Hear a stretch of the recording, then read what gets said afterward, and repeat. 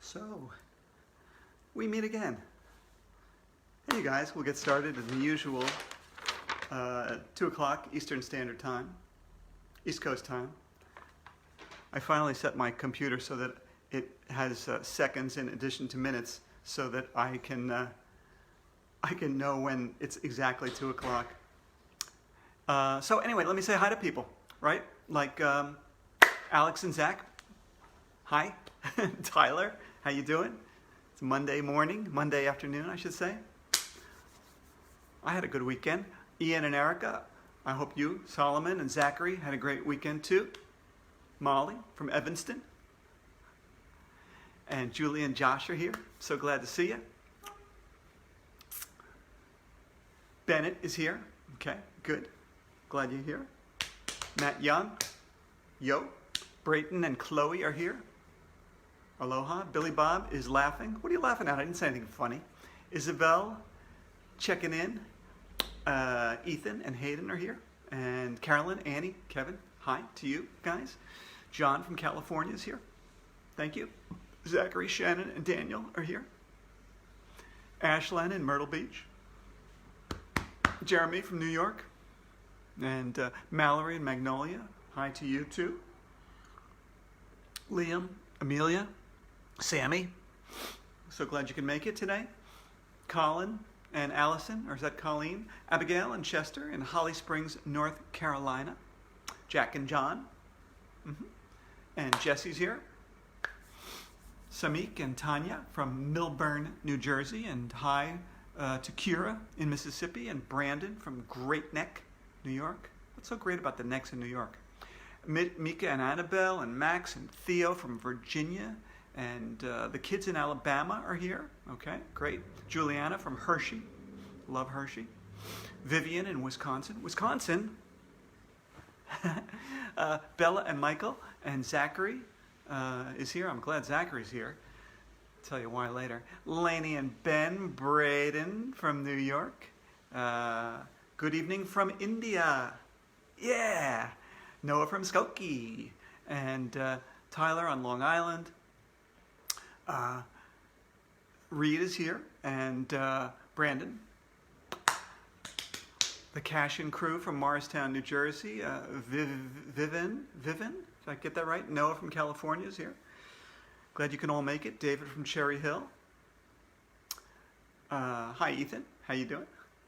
We'll get started in 2 minutes until 2 o'clock East Coast time. Sarah. Paige in New Jersey. You're eating. Okay, good. I ate already. Madison and Drew. Marco, hi.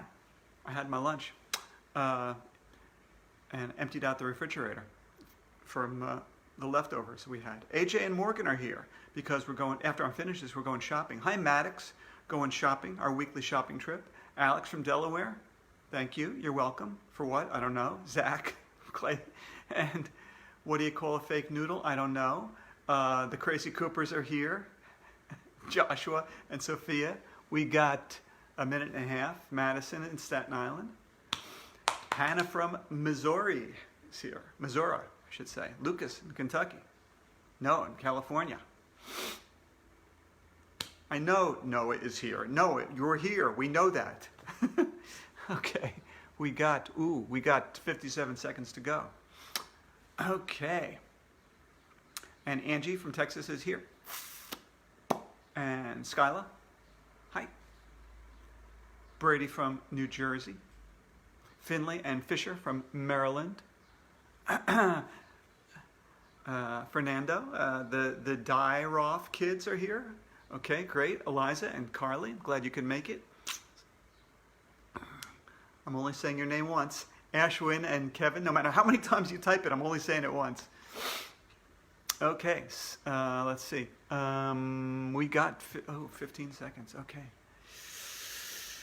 Alex and Antonella. And Impasta, of course, right? That's what a fake noodle is. Blake from Virginia. And Renata. And we got, 8, 9. And it's go time, baby. Hi, Dan Gutman here. I am the guy who writes the My Weird School series and other books for kids too. And hey, it's Monday, and you know what that means? It's time for us to start a new book today. And by the way, last week's book, which we finished, Miss Daisy is Still Crazy, the winner of the contest was Zachary Searle. And so I'm going to send him this book, and he should get it in a few days. And we'll have a new contest where we give away this week's book, which is, da-da-da! Oh wait, I'll tell you in a minute. How about we do our question of the day first? The question of the day is from Brennan, who lives in Illinois. And Brennan asked, why did Mr. Klutz marry a pig and not some other animal? Okay, that's a good question, Brennan. I have a 3-word answer for you. Pigs are funny, okay? You know, some animals are funny, other animals aren't so funny. Like pigs are funny. Horses, for instance, beautiful animals, not that funny. Goats are funny. That's why goat yoga is so funny, right? A few other animals that are funny. Beavers, hilarious, okay? Giraffes are funny. Gophers, elephants are really funny. Weasels, hilarious. Kangaroos are funny. And, you know, I personally think that bears are funny. And in fact, I've written about bears a number of times in My Weird School. And in fact, there is a bear in this week's book, which is called Mrs. Meyer is on Fire. And we'll get to the bear in a minute. But Mrs. Meyer this is number 4 in the, number 4 in the My Weirdest School series. And let's start, as we always do, by reading the back cover. Okay, you guys ready? Read it with me, okay? Wait, let me set it up here. It's very important for kids to learn about fire safety, and Mrs. Meyer of the local fire department has been brought in to teach the students at elementary school. But she is the weirdest safety expert in the world.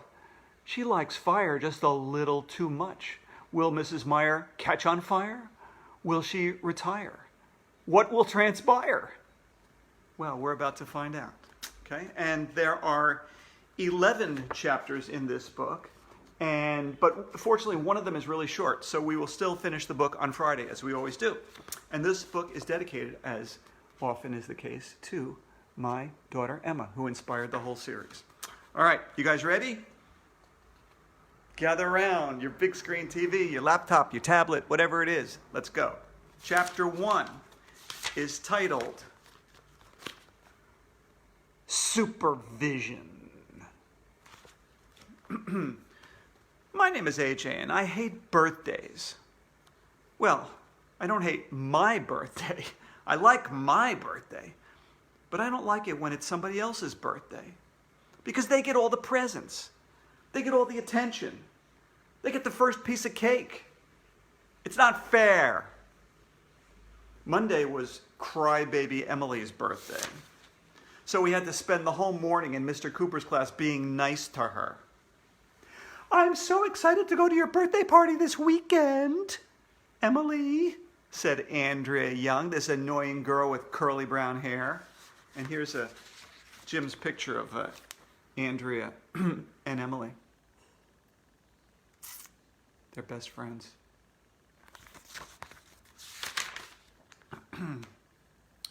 Me too, said Emily, who always agrees with everything Andrea says. Ugh, disgusting. The guys and me were just happy that Emily didn't invite us to her birthday party. It is sure to be a real snooze fest. After lunch, the most amazing thing in the history of the world happened. Mr. Cooper came running into the class. Well, that's not the amazing part. Mr. Cooper comes running into the class all the time. The amazing part was that he came running into the class carrying a big pizza box. Whoa! Mr. Cooper shouted as he tripped over the garbage can and almost slammed into the whiteboard. And here's Jim's picture of Mr. Klutz making his grand entrance as he always does. He should be Mr. Klutz, don't you think? Mr. Cooper is the only grown-up I know who wears a cape. He told us that he's a superhero from the East Pole. I've heard of the North Pole. I've heard of the South Pole. But I've never heard of the East Pole. I think Mr. Cooper may have been yanking our chain. "Don't worry," he shouted as he put the pizza box on his desk. "Everything's fine. You're under my supervision." "You have supervision?" I asked. "That is cool." "Did you use your supervision to heat up the pizza?" asked my friend Michael, who never ties his shoes. "It's not a pizza," said Mr. Cooper as he opened up the box. "It's a cake." Cake? I love cake. Cake is the best. There's nothing better than cake. Well, maybe cupcakes are better. I love them too. But they're just little cakes that happen to be in cups. So it's the same stuff. "It's my birthday cake," said Emily, clapping her hands together like it was her birthday or something. Oh, wait a minute. It was her birthday. "Emily's mom brought the cake to the front office," Mr. Cooper told us. "She made it with her own hands." Big deal. It would be a lot harder to make a cake with somebody else's hands. "Can I have the first piece?" asked my friend Ryan, who will eat anything, even stuff that isn't food. "Emily gets the first piece, of course," said Mr. Cooper. "She's the birthday girl." We all gathered around Mr. Cooper's desk. He stuck 9 candles into the cake and lit them. Then the whole class sang happy birthday. "Make a wish, Emily," said Andrea. Emily closed her eyes. She was probably wishing for some girly girl thing like a Barbie doll, instead of something useful like a football. Then she blew out the candles. Or she tried to blow out the candles. Anyway, Emily was only able to blow out a few of them. So I decided to help her by blowing out the rest of the candles. And you'll never believe what happened next. I'm not exactly sure what went wrong. Maybe I blew too hard or something. But the next thing we knew, one of the candles fell off the cake and landed on Emily's shirt. "My shirt is on fire!" shouted Emily. "Call the fire department," shouted Alexia, this girl who rides a skateboard all the time. "Run for your lives," shouted Neil, who we call the nude kid even though he wears clothes. Emily was on the floor freaking out. "Have no fear," said Mr. Cooper. "This is a job for Cooperman." I thought Mr. Cooper was going to use his superpowers to put out the fire. Like maybe he could use his supervision to shoot microwave freezing rays out of his eyes or something. That would be cool. But Mr. Cooper didn't do anything like that. He ran over to the door and grabbed the fire extinguisher off the wall. "Stand clear," he shouted. Mr. Cooper aimed the fire extinguisher at Emily and pulled the trigger. This white, foamy stuff shot all over her shirt. Then he sprayed the stuff all over the cake. That foamy goop was everywhere. And here's Jim's picture of Mr. Cooper spraying Emily with the fire extinguisher.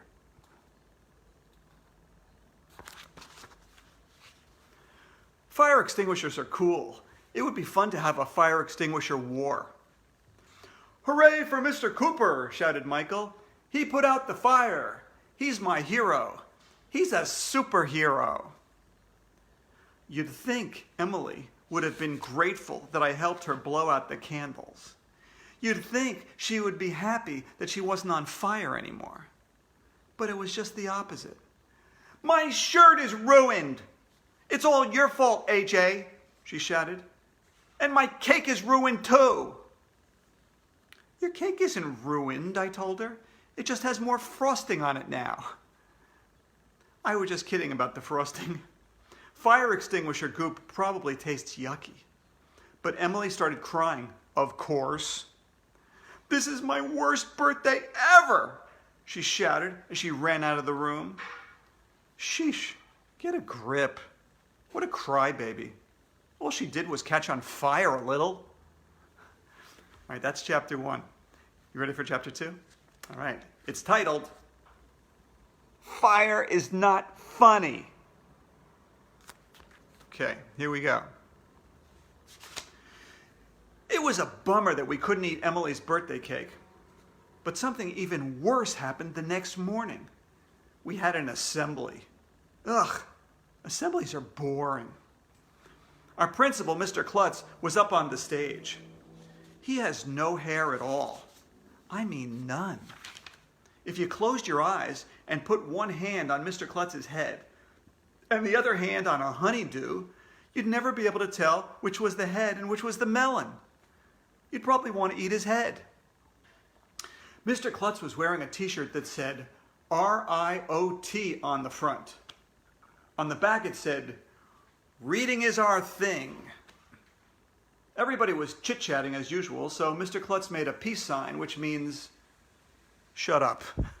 We all stopped talking. And here's Jim's picture of Mr. Klutz making his shut up peace sign with his riot t-shirt. Reading is our thing. There was a little incident in one of our classrooms today, he announced. It was a fire. Mr. Cooper was able to put it out, but if he hadn't reacted quickly, the fire could have gotten out of control. Can you imagine if our school had burned down? In my head, I imagined the school burning down. I imagined fire trucks in the street. I imagined flames and smoke everywhere. I imagined kids and teachers jumping out the windows. I imagined them landing on trampolines and bouncing back up to the windows. Trampolines are cool. They should have trampolines in our class instead of desks. Or maybe the whole floor could be one big trampoline. Imagining weird stuff is fun. I went back to imagining that the school was burning down. "No more school!" I shouted, jumping up from my seat. "No more school! No more school!" I figured everybody was going to jump up from their seats and start chanting "No more school" with me. I looked around. Nobody else was standing. Nobody else was chanting. Everybody was looking at me. I hate when that happens. I sat back down on my seat. It was embarrassing. I wanted to go to Antarctica and live with the penguins. "Because of the fire," said Mr. Klutz, "I invited a firefighter from the local fire station to come and talk to us about fire safety." Ooh, we all went, because firefighters are cool. Suddenly, lights started flashing. Sirens started screaming. A lady came out from behind the curtain. She was wearing a bright yellow raincoat and a red fire hat. She was holding an axe in her hand. And here's a picture of Mrs. Myers coming out on the stage to say hello to the kids. Mr. Klutz. Axes are cool, but I don't know why she was carrying one. Hitting a fire with an axe wouldn't be a good way to put it out, if you ask me. You should spray water on a fire or throw dirt on it. One time, my family went on a camping trip, and my dad said I could pee on our campfire to put it out. That was cool. Peeing on fires is fun. Anyway, you'll never guess in 1,100,000 years what the lady's name was. And I'm never going to tell you, and nothing you do will make me tell you. I bet you're on pins and needles. If you're on pins and needles, you should get off them and go sit on a chair or a couch or something. Sitting on pins and needles must hurt. Okay, I'll tell you. It was Mrs. Meyer. "Let's give a nice round of applause for Mrs. Meyer," said Mr. Klutz. We all clapped our hands in circles. "Well, thank you," said Mrs. Meyer. "It will be easy to remember my name because Meyer rhymes with fire. Also, it will be easy to remember her name because it's right there on the book cover." But I guess she didn't know that. "Meyer rhymes with fire. That's funny," said Mr. Klutz. "Oh, there's nothing funny about fire," said Mrs. Meyer. "But when I visit schools, I always like to start off with a joke. Why did the fireman wear red suspenders?" "Why?" we all shouted.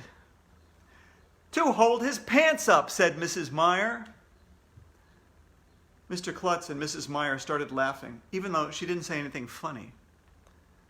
I didn't get her joke. Suspenders? What are suspenders?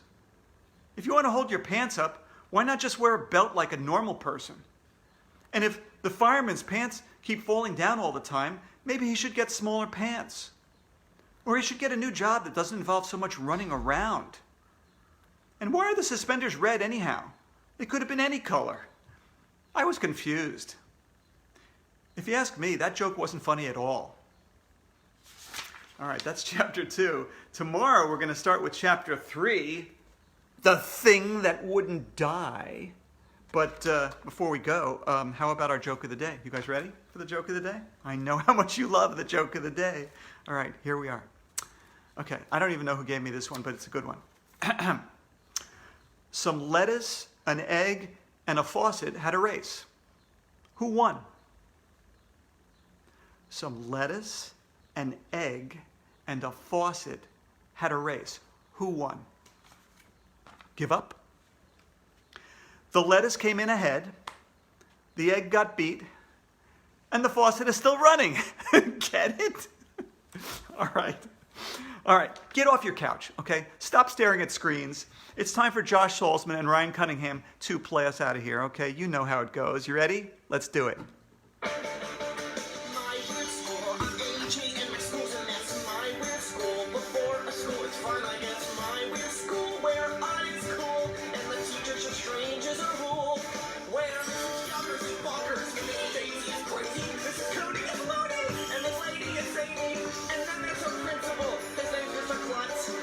And oh man, is that man nuts?